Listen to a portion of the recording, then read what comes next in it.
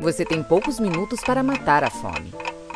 E precisa resolver isso de um jeito prático. Bom, dependendo do que você comeu, preciso te dar uma notícia. Você pode ter acabado de reduzir o seu tempo de vida. Eu diria que o que tem acontecido é uma epidemia de doenças que aumentaram no Brasil e no resto do mundo, que são as doenças crônicas não transmissíveis, que são diabetes, hipertensão, doenças do coração, alguns tipos de câncer, obesidade. Alimentos ultraprocessados são fáceis de encontrar e estão cada vez mais baratos. Essa escalada, das doenças crônicas no país está diretamente relacionado com o consumo de alimentos ultraprocessados. No mundo inteiro, apenas 10 fabricantes são responsáveis pela maioria dos produtos que encontramos nas prateleiras dos supermercados. Só no Brasil, o setor de ultraprocessados fatura em média R$ 700 bilhões por ano. Com tanto poder concentrado, esse pequeno grupo é capaz de influenciar políticas públicas fundamentais, impactando hábitos alimentares, condições de trabalho e a forma de uso de recursos naturais em todo o planeta. I think when you find out what's going on, you almost can't sleep at night because it's so dreadful.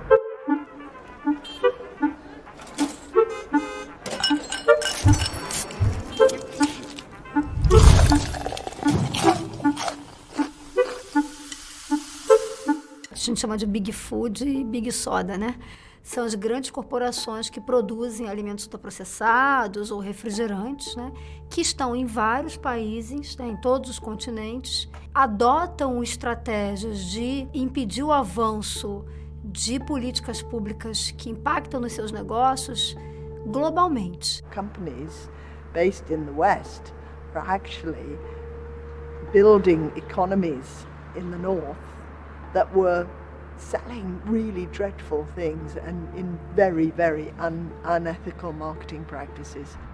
In an engineering school, when you become an engineer, you are just trained to learn about your product. So you know how the product is made, you know exactly the ingredients, you know the chain of production, you know how to market your product, but you never talked about humans. So who at the end is consuming your product? So no one cares, it's just there is no ethics.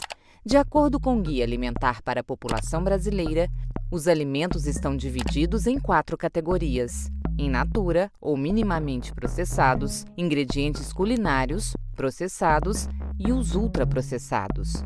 Se o alimento passou por muitos processos industriais, com excesso de gordura, produtos sintetizados em laboratório, açúcar e sal, ele é um ultraprocessado. Hoje já se sabe que consumir ultraprocessado, como a gente vem consumindo no mundo inteiro, a mudança nas dietas, nos sistemas alimentares, ele é tão nocivo quanto o tabaco. Hoje em dia eu acho que é uma unanimidade, todo mundo sabe que cigarro faz mal. Na área da alimentação, a gente ainda está num estágio que a gente esteve no tabaco algumas décadas atrás de não entender aquilo ainda como um problema. The one filter cigarette that delivers flavor 20 times a pack. Winston's got that filter blend.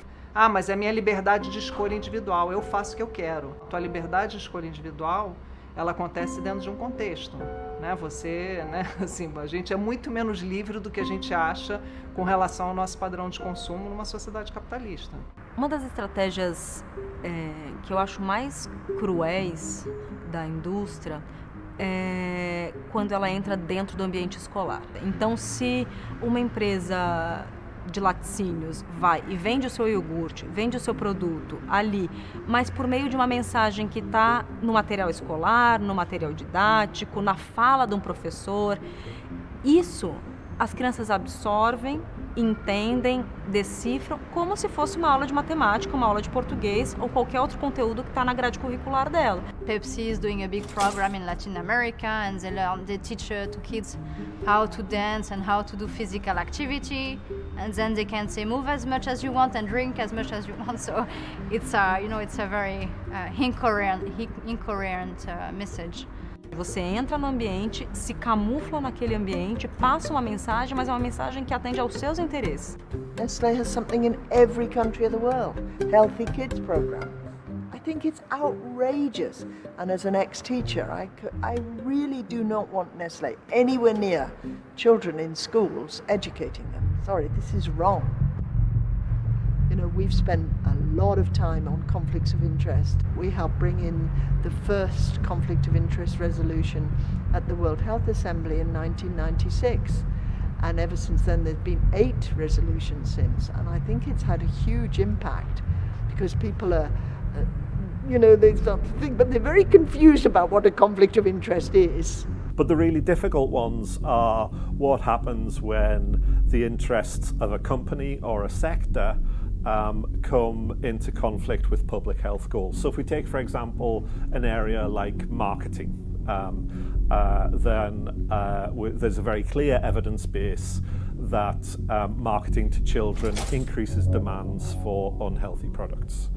Now, that's clearly in the interests of major food companies to continue to keep a space to advertise and promote their products to children as effectively as possible.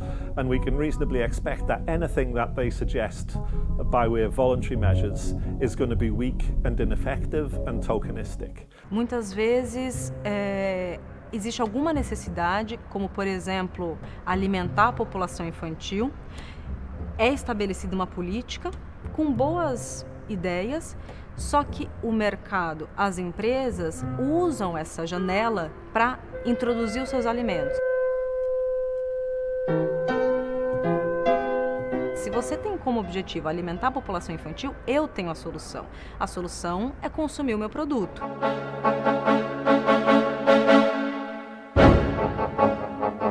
E isso entra na máquina pública, entra no dia a dia da população de uma forma que ela nem percebe.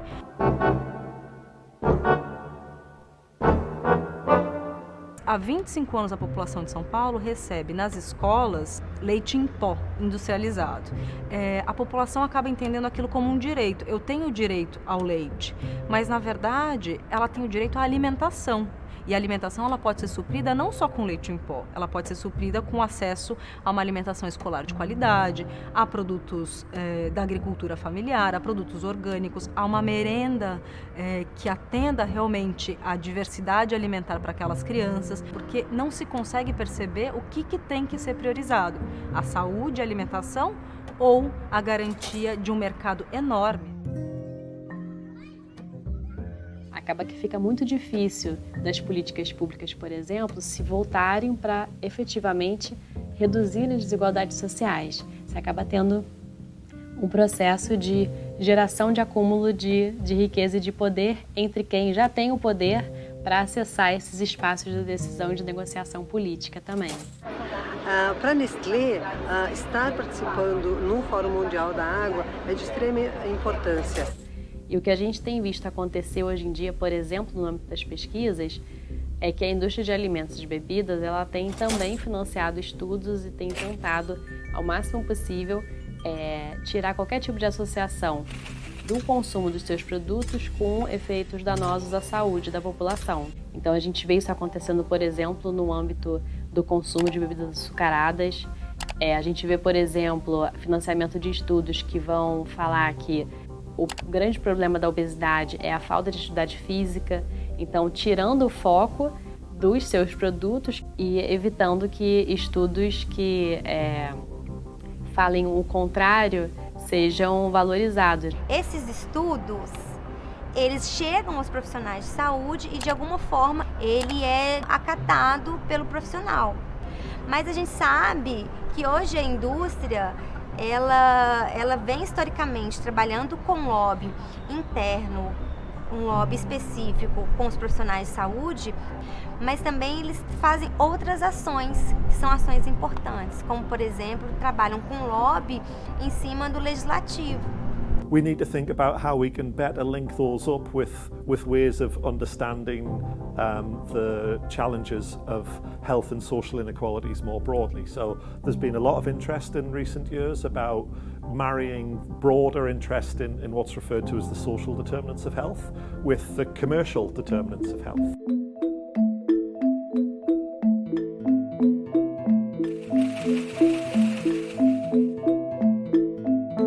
Grandes fabricantes de refrigerante no Brasil são fortemente beneficiados com subsídios fiscais na produção de parte dos ingredientes que eles usam nos refrigerantes. Isso acontece na Zona Franca de Manaus. Uma fábrica que compra uma matéria-prima de uma outra fábrica no Brasil, ela pode abater o imposto de industrialização, o IPI, que a sua parceira comercial pagou na produção. Acontece que quem está na Zona Franca de Manaus não paga IPI. Legalmente tem esse subsídio. Sendo assim, empresas como Coca-Cola, Ambev, vendem um produto que elas fabricam ali na Zona Franca de Manaus, que vai ser utilizado na fabricação do refrigerante, para outras empresas do seu grupo econômico, que vão terminar de fabricar o refrigerante, engarrafá-lo, distribuí-lo para ser vendido nas prateleiras. Essa outra empresa do grupo econômico, ela acaba descontando o IPI que a fábrica de Manaus não pagou. Significa dizer, no final das contas, que ela desconta um imposto que não foi pago. Ou seja, todos os brasileiros, ainda que não bebam refrigerante, ainda que não gostem de refrigerante, pagam por cada lata de refrigerante produzida no Brasil. Isso acontece por uma forte pressão política exercida por essas grandes indústrias como Coca-Cola, Ambev e outras que são beneficiadas por esses subsídios em cima dos agentes políticos, dos deputados, dos senadores, do Poder Executivo, para que esses benefícios sejam mantidos. O custo-benefício para o país é positivo. A questão do crédito tributário está uma grande mentira. A Receita Federal, desde 1994, que tenta nos perseguir. O que vocês, do governo federal, fizeram foi quebrar uma regra internacional, que é a segurança jurídica de quem faz investimento. How can you know in your country everything that the industry is doing? So the first step is that you choose 10, 15 companies in your country, the most important companies in terms of money, how much do they have. So the large one, which will almost be the same, Nestlé, Coca-Cola, Danone, in almost all of the countries I've been to, it's the same companies. When do they talk about research? When do they talk about their meetings with politicians? Twitter is a very good thing for that, for example. So the CEO of Coca-Cola is taking a picture with the head of your Department of Health. Y sobre todo a quienes laboran en este Centro de Innovación y Desarrollo, a quienes son parte de la familia Coca-Cola, a quienes son invitados especiales, la sociedad civil y el gobierno de la República estamos emprendiendo para que nuestra sociedad esté mejor alimentada, con mejores alimentos y más balanceados y nutritivos. Les puedo decir que el presidente de la República toma Coca-Cola todos los días. Coca-Cola Light. Aqui, pessoal, essa é a família Mars, aqui em Guararema, onde nós estamos inaugurando mais uma fábrica agora do Snickers, um chocolate delicioso. Vocês estão vendo a imagem do chocolate.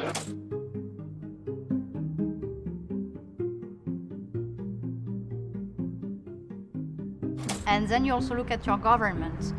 So my government has a web page for the Department of Health, or the Parliament has a web page. You map that for a period of 6 months, and at the end you have a big report, usually with 400, 500 examples for your country about what's going on. But because not everything is transparent, a lot of things are just happening, as we say, behind closed doors.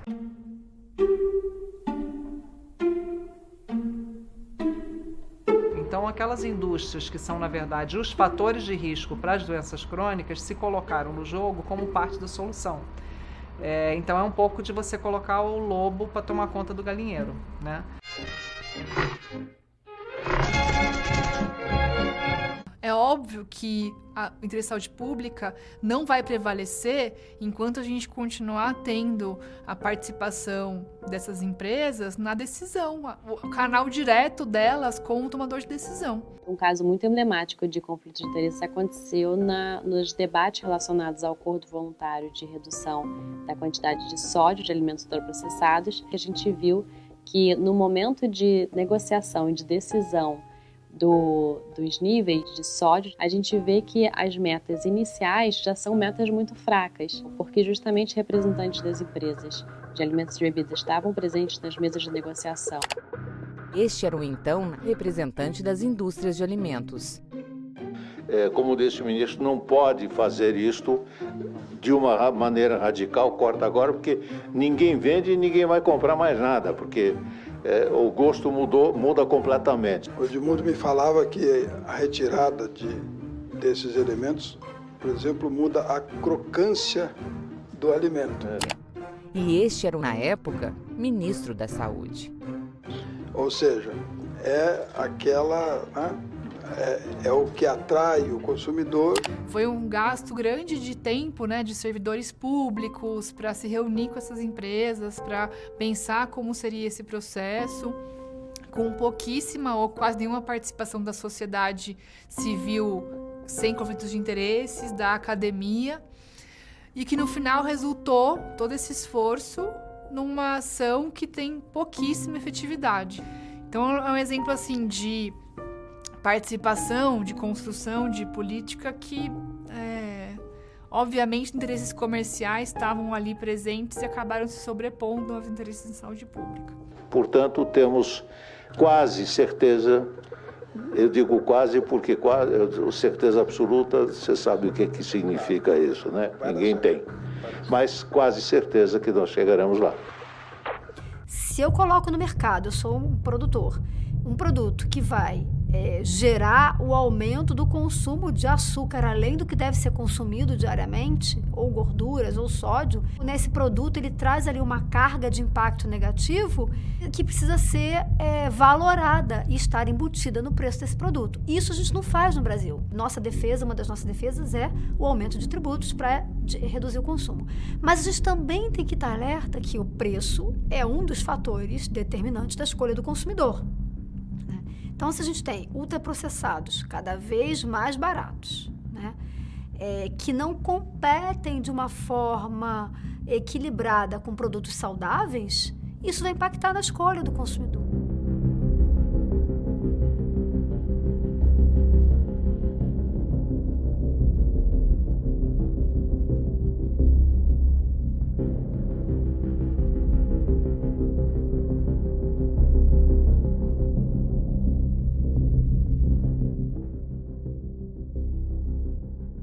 Na questão sistêmica de como a sociedade está organizada, como ela funciona, você tem atores com papéis diferentes. O papel dessas grandes empresas é gerar lucro para os seus acionistas. Você pega uma empresa de capital aberto, a principal obrigação dela é gerar lucro para o acionista.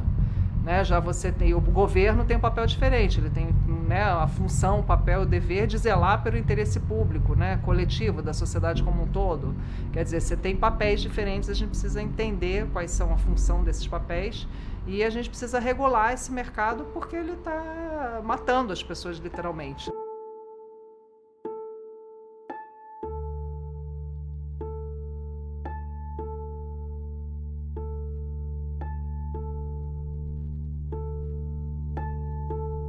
Poder econômico se traduz em poder político. Então, quem manda no que acontece dentro do legislativo ou dentro do executivo é quem tem maior poder para, né, mexer os pauzinhos e manipular ali as relações para que não aconteça nada que vai reduzir minimamente a minha margem de lucro.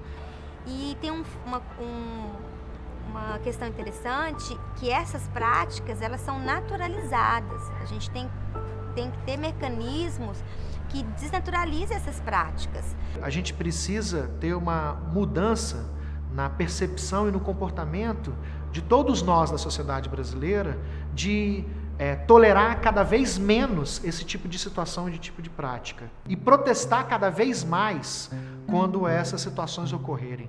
No momento da tomada de decisão em relação a qual é a política que é efetiva para a saúde, claro que a indústria que vende aquele produto que faz mal para a saúde não tem que estar naquela mesa de negociação. É preciso que haja transparência sobre esses fatos, sobre essas situações, para que a população possa conhecer e possa compreender o quão perigoso é para o nosso modelo de Estado, quão perigoso é para a República, né? Esse tipo de situação acontecer.